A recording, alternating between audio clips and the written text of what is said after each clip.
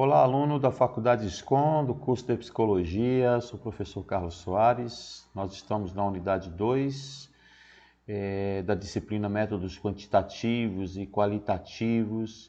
E nesta unidade 2 nós falaremos sobre a diversidade epistemológica e teórico-metodológica das pesquisas em psicologia. A diversidade epistemológica e teórico-metodológica das pesquisas em psicologia é uma característica fundamental dessa área, né? Refletindo a sua complexidade enquanto ciência, que busca compreender o ser humano em suas múltiplas dimensões, né? Ou seja, biológica, psíquica, social e também cultural. Vamos analisar alguns pontos importantes dessa diversidade epistemológica, né? Que trata das bases do conhecimento, ou seja, os pressupostos sobre como se conhece e se produz conhecimento. Em psicologia, diferentes correntes epistemológicas convivem e sustentam formas distintas de compreender o sujeito e a realidade. Entre as principais estão o positivismo e o empirismo, ou seja, baseia-se na observação, experimentação e quantificação. É predominante em abordagens como o behaviorismo e a psicometria.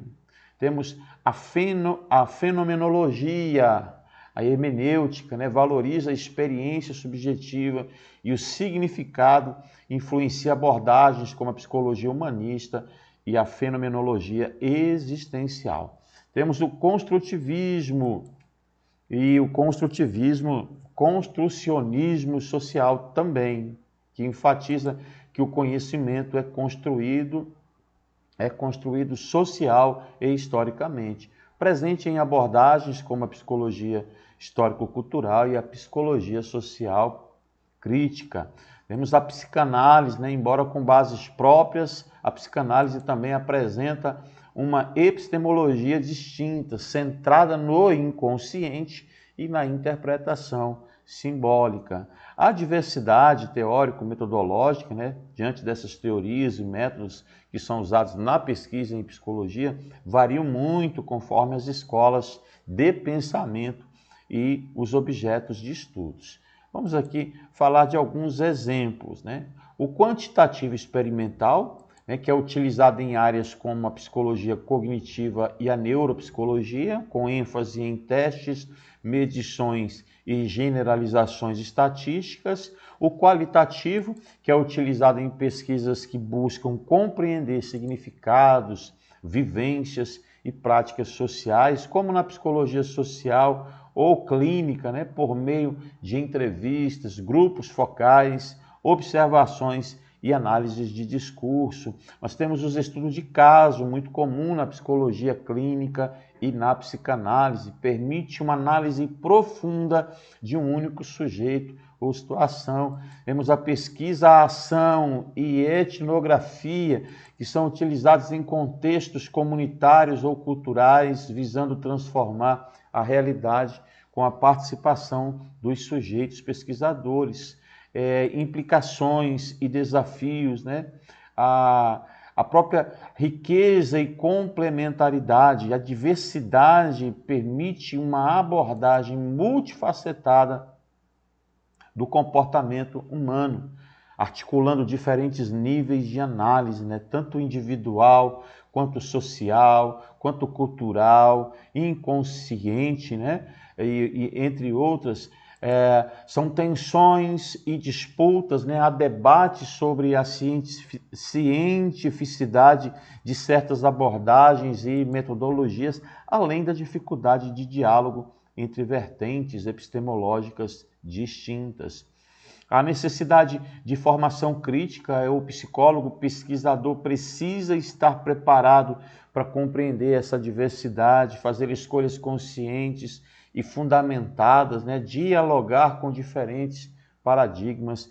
É um exemplo na prática, né? Um mesmo fenômeno como o sofrimento psíquico, ele pode ser estudado, ou seja, por meio de testes e escalas, né? A abordagem quantitativa, pela análise do discurso de quem vivencia esse sofrimento, que seria a abordagem qualitativa, pela interpretação de suas manifestações inconscientes, ou seja, a psicanálise, e pela compreensão de seus determinantes históricos e sociais, a psicologia crítica. A abordagem quantitativa na psicologia estaria ligada aos testes de escalas, né? A abordagem quantitativa ocupa um lugar central na história da psicologia como ciência, sendo tradicionalmente associada a uma perspectiva empírico-positivista.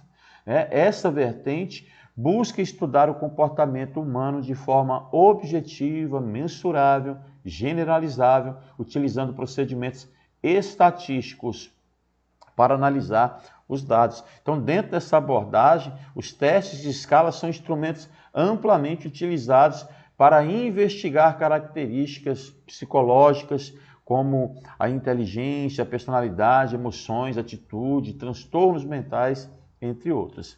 Vamos abordar alguns fundamentos, né, desta abordagem quantitativa. A metodologia quantitativa parte de hipótese ou perguntas de pesquisas formuladas com base em teorias previamente estabelecidas.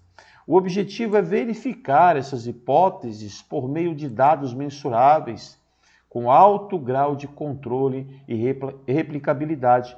Algumas características principais seriam a objetividade, né, que busca minimizar a influência subjetiva do pesquisador, como nós falamos agora há pouco, tirar a opinião própria, né, e colocar aí o trabalho propriamente em si, a mensuração, onde são os aspectos psíquicos são quantificados em números, a generalização, onde os resultados pretendem ser aplicáveis a uma população mais ampla, o todo, a estatística, que são a análise dos dados, que ela é feita por métodos estatísticos, descritivos e inferenciais. Também, nesta unidade, vamos falar sobre testes psicológicos, né, que são os instrumentos padronizados e validados para avaliar os aspectos específicos da cognição e da personalidade, ou até mesmo do funcionamento psíquico.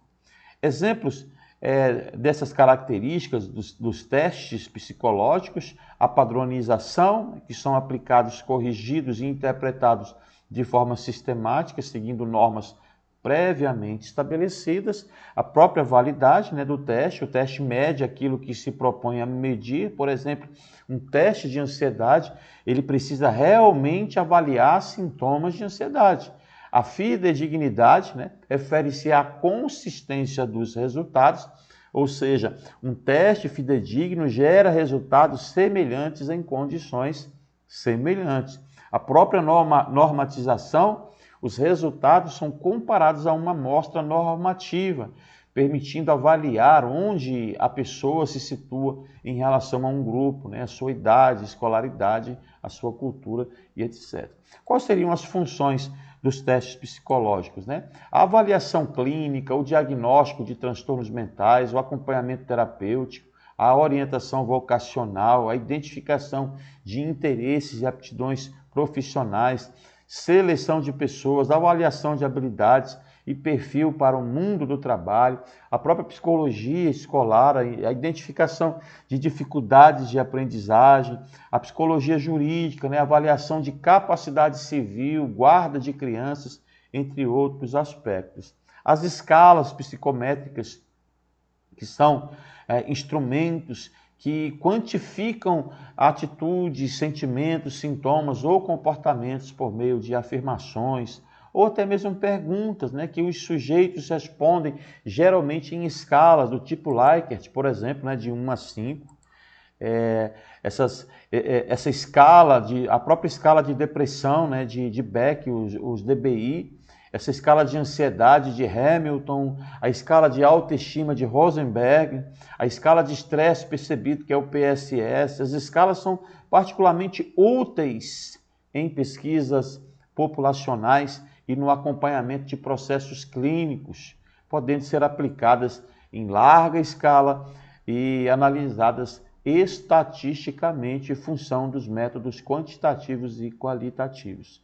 As vantagens é que permite comparação entre grupos e populações, favorece a criação de perfis e diagnósticos, fornece dados objetivos para avaliação e intervenção. E, por fim, é útil para pesquisa de larga escala.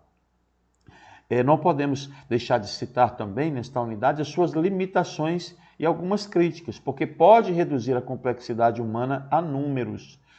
Corre o risco de descontextualizar os dados, depende muito da qualidade psicométrica dos instrumentos, pode desconsiderar aspectos subjetivos e culturais importantes, não substitui o olhar clínico, é bom frisar isso, ou a escuta qualificada, as aplicações práticas, né, na clínica para diagnóstico e acompanhamento de transtorno, na pesquisa para investigar correlações entre variáveis psicológicas, na educação para avaliação de desempenho e dificuldades de aprendizagem, no trabalho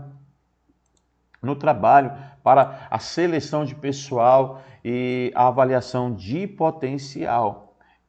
Por fim, os testes e escalas dentro da abordagem quantitativa são ferramentas valiosas para a psicologia, desde que utilizados com critérios técnicos, éticos e muito contextualizados. Embora ofereçam dados objetivos, sua aplicação deve ser complementada por outras formas de escuta e compreensão da subjetividade humana, né? Promovendo assim uma prática mais integrada e sensível à complexidade da pessoa. Então essa foi a nossa segunda unidade, a unidade 2, né, melhor dizendo, e bons estudos e até a próxima unidade.